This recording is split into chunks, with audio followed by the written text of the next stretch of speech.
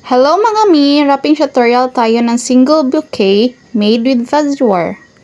Kung may mga styro kayo ng ribbon niyo, huwag niyong itapon kasi magagamit pa natin yan para sa mga bouquet natin. Then, tissue paper na wrapper po yan na ginamit ko. This single bouquet po is bestseller ko ito ng Valentine's Day. So, using 1 3/4 na wrapper ang nagamit ko. So, medyo malaki po talaga siya sa personal. Compare po kung 1 wrapper lang ang gamitin natin. Sundan nyo na lang kung paano ko kinat at anong way ng folding ang ginamit ko. So, mga basic folding lang talaga ito para mas madaling sundan ng mga beginners. Sa last Valentine's Day, almost 100 pieces po na single bouquet na ganito yung na-dispose ko. And then, inspirational din sa mga bagong crafter dyan na keep on posting lang talaga sa mga gawa niyo. Then, make a video. Kasi, as always, kung sinasabi na proof of legitimacy din kasi nung makikita ng mga buyer kung paano nyo ginawa. Kasi makikita nila na kayo din mismong gumawa ng style na ganyan. Then, first Valentine's Day ko din na gumawa ng mga fussy wire. So, hindi ko talaga in-expect na maraming mag-order. Kasi, baguhan lang tayo sa crafting. But then, kung gusto niyo talagang matuto is walang reason na hindi kayo matututo kasi marami na namang tutorials ngayon.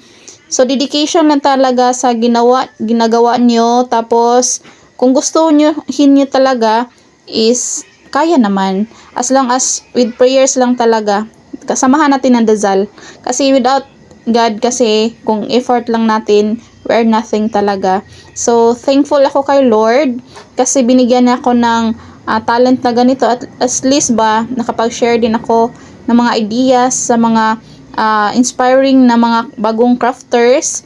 So, hindi man tayo masyadong professional sa crafting but at least maraming sumusubaybay, sumusuporta and thank you so much po sa inyong lahat. Alam ko na kung nakaya ko, kaya nyo rin. Then, keep pursuing your dreams lang talaga. So, sa akin is, isa sa mga inspiration ko talaga is yung mga anak ko. Dati talaga, I'm not into crafting. Is more on fresh flowers lang talaga ako. Then, hindi din ako masyadong nagvi-video kasi hassle talaga siya. In fairness. Kasi kung naka-video kasi yung ginagawa mo, para bang may nakatingin, something like that. Parang hindi ka comfortable. But then, thankful naman din ako kay Meta kasi at least nagkaka-earnings na tayo sa Facebook. Then sayang naman kung hindi natin tatrabahuin. So, dito kasi sa Facebook is walang sip-sip dito. Dapat mo talagang paghirapan kung gusto mong magka-earning siya. Sa mga nagsasabing swerte tayo kasi may negosyo tayo. So, for me, hindi siya swerte kasi yung pagod, yung hard work natin, yung puyat, nandoon kasi yun eh. Hindi kasi at the ganyan lang in our hands is nandoon na talaga. So, pinaghirapan natin yan, ginabuild natin yan with prayers kay Lord, nagabayan tayo sa mga ideas natin. Kasi hindi talaga madali. Lalo na sa pagko-content, ay nako, mahirapan ka talaga paghahanap ng or pag-iisip ng i-content mo ba. Tapos, sad to say lang sa reality is, may mga tao talagang nagdanakaw ng mga content natin, pinakikitaan, pero wala na tayong magagawa. So, ganyan talaga. Sa mga nagtatanong kung paano ko mag-ribbon, so ganyang way lang talaga, malaki or maliit na bouquet. So, mas comfortable ako sa ganyan na way. Fold mo lang. Tapos, at the end, sa center is ikat mo. Or gamitan mo din ng kahit ribbon na lang kung wala kayong wire. So, ganyan lang. Simple lang talaga.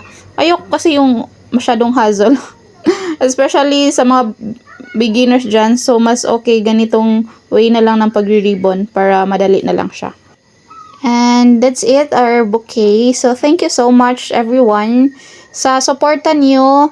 Then, I cannot make this far talaga without you guys. So, thank you, Lord, and thank you for watching. Bye-bye. See you next video.